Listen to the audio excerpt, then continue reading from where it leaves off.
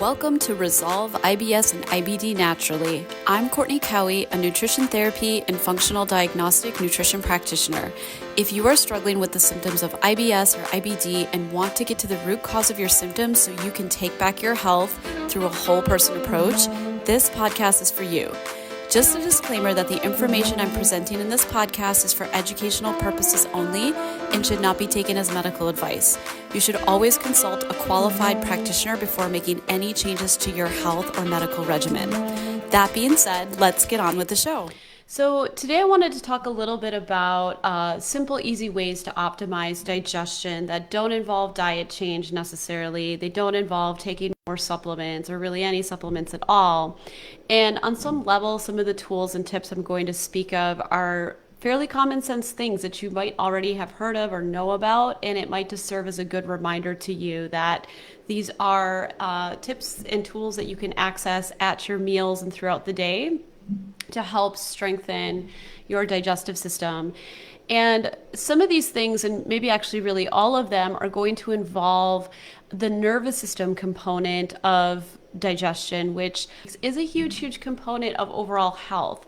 So if we think of the gut as being sort of the central core system of the body upon which all other organ and tissue function is predicated, the nervous system is like the master control switch. And so if we don't have a well-balanced, healthy nervous system and don't know how to put our bodies in a state of rest and digest, it's going to be extremely difficult to optimize and strengthen digestion, no matter how many supplements you take, no matter how clean your diet is. But I just can't, emphasize enough how important that point is, or that piece is.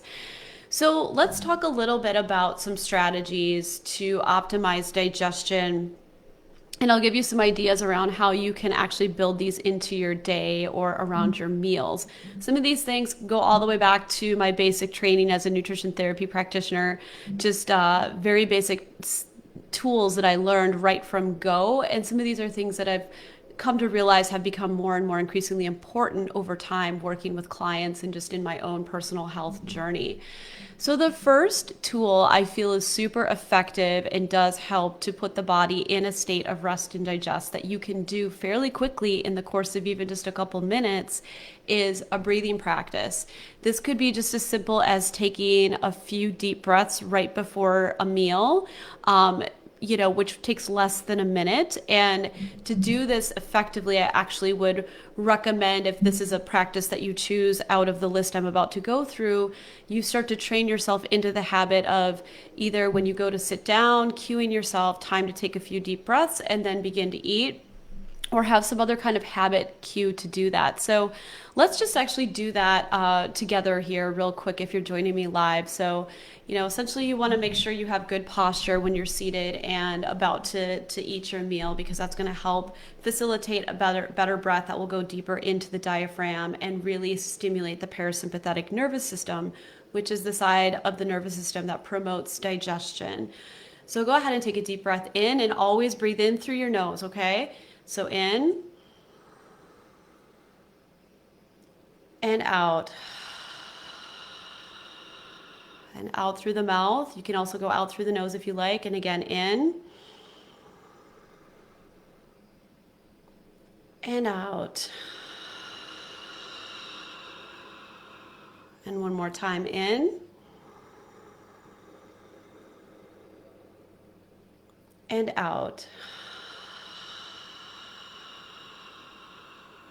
So you can even make kind of a loud sigh or a loud out breath, kind of like an ocean breathing sound as you do this. But just that simple process of 3 deep breaths in and out already starts to activate parasympathetic nervous system.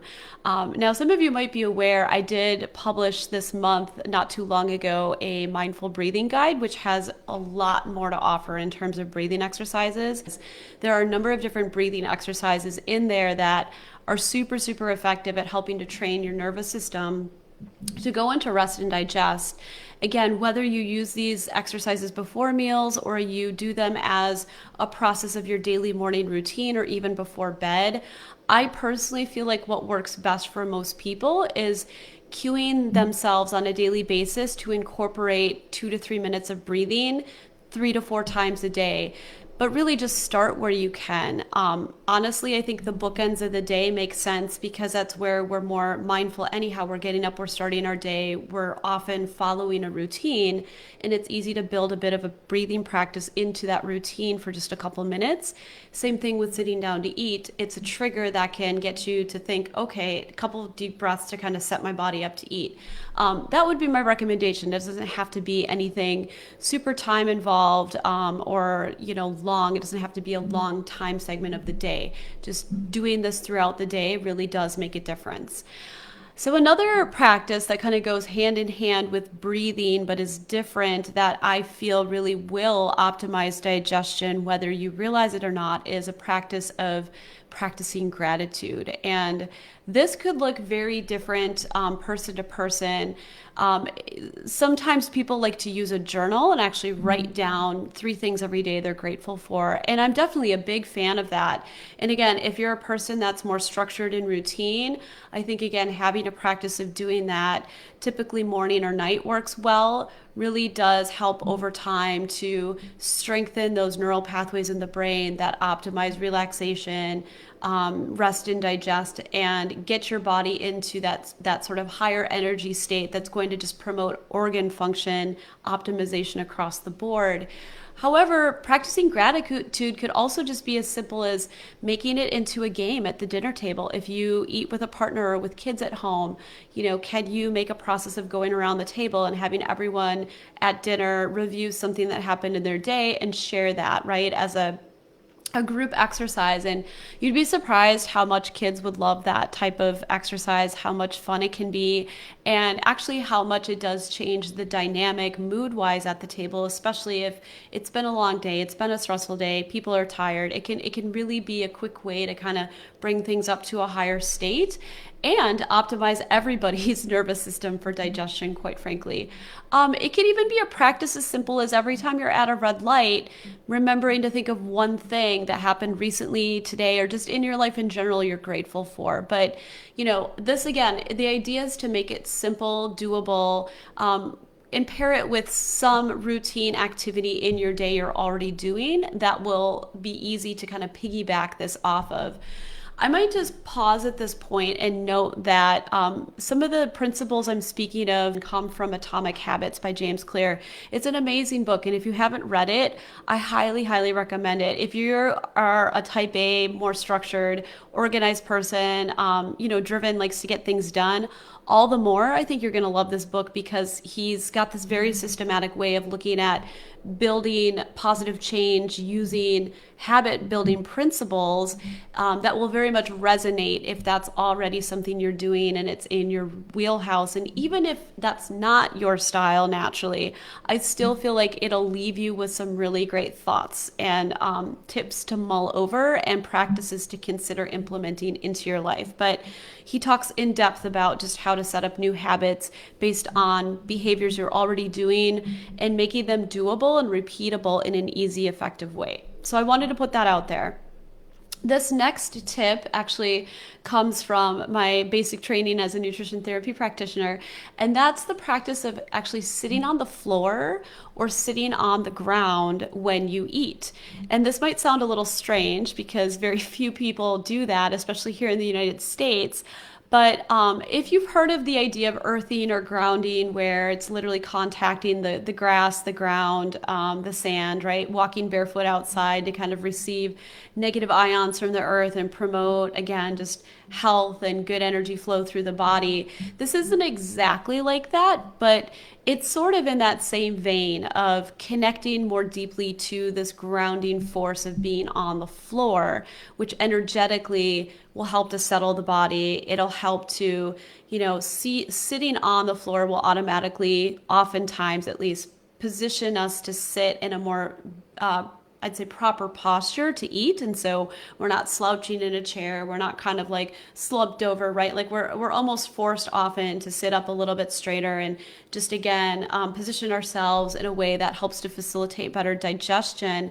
But I think there's also a real energetic component to this that does calm the nervous system down. It helps to just facilitate better digestion. And I want to say that on a level in terms of looking at Eastern cultures, this is a practice that a lot of cultures still do today in the eastern part of the world and have done historically, simply because they didn't culturally eat around tables with chairs, right? They would sit maybe around a table, but more just on a mat or on the floor.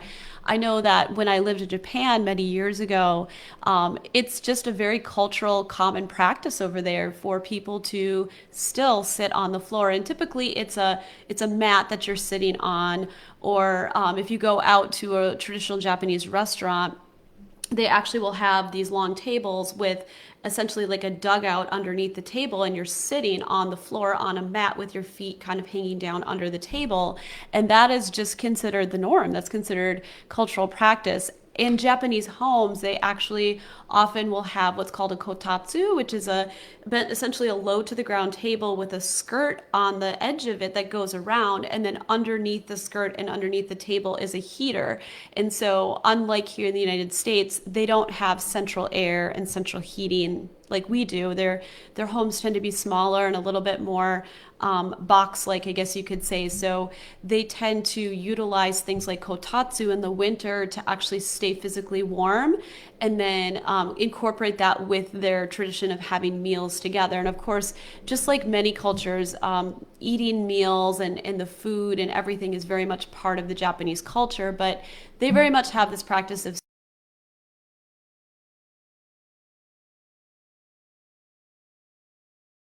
strengthening of the physical body and doing that too. So if you're a person that, is on the younger end of the spectrum, this could be a simple thing you could do regularly just to train your body to strengthen those postural muscles, so that as you age, there's less potential for things to get stuck or tight and restricted. And so there's a lot of different potential offshoots and benefits to the practice of, occasionally sitting on the ground and having a meal. The other thing I want to mention is just the environment of how you're eating, setting up the room in a pleasant way. It doesn't have to go to the extreme of having like candles lit or dim lighting, but I do think, again, take into consideration what is your environment like home. If you tend to eat at home a lot, or if you're picking restaurants, are you thinking about things like the ambiance of the restaurant? Are you picking places that are warm and welcoming and have kind of a nice feel to them, right? And in your home as well, are you setting it up in a way that facilitates good digestion?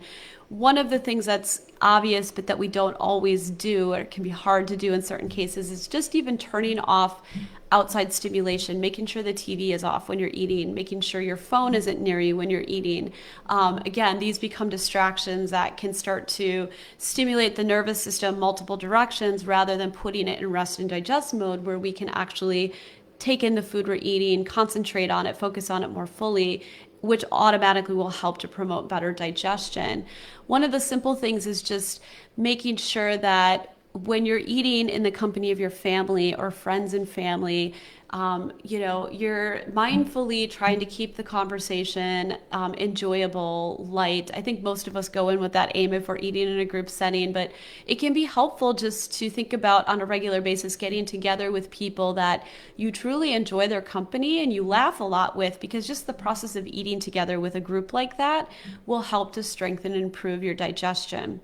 Other small things, having nice music on in the background, especially if you're eating alone, can really help to, again, facilitate the nervous system to be ready to digest well. Sometimes for people, it's just simple things like having a glass that they really enjoy drinking water out of, or some other beverage, or, just how the plate is set up, making sure they're picking foods that have vibrant colors, right? Like, these are all different sensory stimuli that help to facilitate the entire enjoyment of the experience of eating, which I think is just, again, a big part of digesting food well. If it's not an enjoyable experience, if we're eating in a rushed or a distracted state, automatically we're not going to be digesting very well.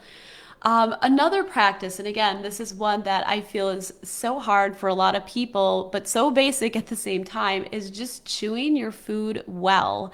So ideally, you want to chew each bite of food around 20 bites before you swallow, which is not the norm. I'd say most people probably chew maybe I don't know, 5 times, maybe 10 times, and it's down the pipe. And the mechanical breaking down of the food at the level of the mouth really is the process of the start of the process of digestion, beyond the brain looking at the food and sensing it and seeing it and sending out neuro signals to the digestive organs to get ready. The next part of that is putting it in the mouth and starting to chew. And one of the big issues that I deal with my client population is weakened upper GI function. And there's a lot of factors that play into that. But I think on some level, there's always this piece of not chewing food well, which comes from either being in a rush, comes from just habit and getting into this habit of eating more quickly, maybe feeling like you grew up in a family where people were fast eaters and you had to eat your food really well. I know my dad likes to tell stories about that. That could be a part of it. And sometimes it's just, again, where your body's at, where that set point is at, but it's something that you can absolutely retrain yourself to do. And taking that time will not only actually give the taste buds more of a sensory experience around tasting the food the more you chew it, but it will make the job easier for your stomach and every other digestive organ beneath that once you swallow your food. And again, costs you nothing, right? So in this big scheme of things, if it comes down to slowing down your chew rate and taking time to chew versus adding in another supplement or two to supplement your upper GI function, from a cost standpoint, it's a pretty clear choice which one you want to choose. Now, sometimes people need both, and sometimes there's other factors that lead to upper GI weakness for sure. But this is just a basic one that really makes sense to consider every single time I'm working with a new client. And then another one that people don't often know about, but is very much a factor, is not overhydrating before or during your meal. And by that I mean not drinking a huge glass of water right before a meal or having a huge glass of water during the course of your meal. And you might be wondering, well, why is that? And you might also be thinking, well, I've actually been told to have a glass of water within 30 minutes of a meal, so I eat less.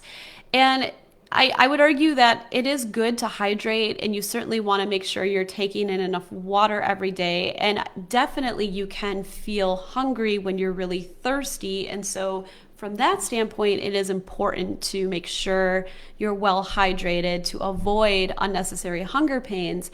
However, I would argue it's better to have a full glass of water an hour or two away from the meal and just stick with sips of water around your meals.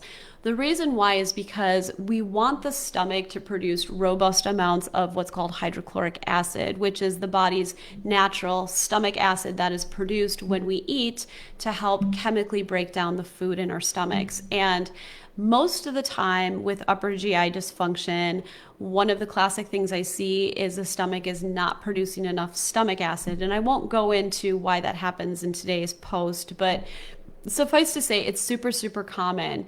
And so as I'm trying to work with a client to help them regain the ability to produce more stomach acid, strengthen the stomach, we don't want to do things that are counterproductive to that, such as drinking large amounts of water, because you can imagine if the acid is sufficient, we want it to be actually fairly concentrated to break down the food. And you can imagine if you had a certain amount of acid in the stomach and then you've dumped a bunch of water on it, it's going to dilute that acid, which means it weakens the stomach's ability to break down food the way it should.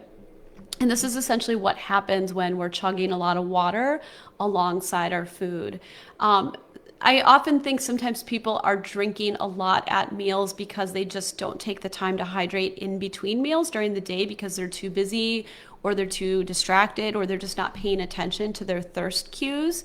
But generally speaking, if you feel like you have to drink a lot of water at your meals, I would start to look at other things going on. And sometimes it's even, in certain cases, people just can't produce sufficient saliva either as a primary digestive fluid to help break down carbohydrates enzymatically in the mouth. So I don't want to get into too many tangents with this, but the basic point I'm making is that if you can at all, try to keep your water intake to about a half glass or less during your meal, and then wait a bit before you go and have more water. And same thing going into a meal. If you can, try to drink that glass of water at least 30 minutes before you sit down to eat your meal. Along with this, I'll just kind of mention it because it's a little bit of a different point, but still relevant. I would also caution you against drinking ice water, like super, super cold water, which is common at restaurants. If you go out, you're often given just, pretty much without even asking, this huge glass of ice water. And culturally, I think in the US, we tend to prefer ice cold things too. There's a bit of that lean. But the coldness of that water secondarily is going to kind of shut down your stomach function a bit and shut down hydrochloric acid production. So just think not only about amount of water, but also the temperature of the water you're drinking. And actually, just to go back to kind of the Eastern philosophy a bit here for a moment, it's quite common over there to drink hot water and definitely hot tea throughout the day, but with a meal, because they culturally understand that helps to facilitate better digestion, simply the warmth of the beverage itself, as well as just, again, what it is they're drinking. But I want to just kind of mention that because I often do see with clients, they're carrying around large containers of ice water. And if they're struggling with weak digestion, signs of poor digestion, that is a point that I often bring up and have them consider. So those are some tips that I have for you today. Pretty basic stuff, but again, it never hurts to have a reminder. It never hurts to hear these things from a different perspective. I hope this kind of jogged your brain a little bit, or maybe reminded you of some things you already knew. And I would really challenge you to pick at least one of these things. As I was going through these tips, if you feel like, oh my God, I just don't chew my food, if you feel like that really resonates with you, maybe that's the one you pick. And I would challenge you to really focus on that for the next week, right? If you can do more, great. Even if it's just one meal a day, trying to mindfully pick some easy way that you can optimize your digestion and just see how that goes for you. Before I close out this episode, I just want to mention that if the mindful breathing guide I mentioned earlier in this episode appealed to you and you want to know where to grab that, I will actually put a link in the show notes for you. Did you find this episode informative and helpful? I'd love to have you leave me a 5-star rating. Do you have questions about holistic approaches to optimizing gut health that you'd like to ask? Please leave your question or comment below, and I will be sure to address it personally or cover it in a future episode. Be sure to check the show notes for any resources mentioned in today's episode. See you next time.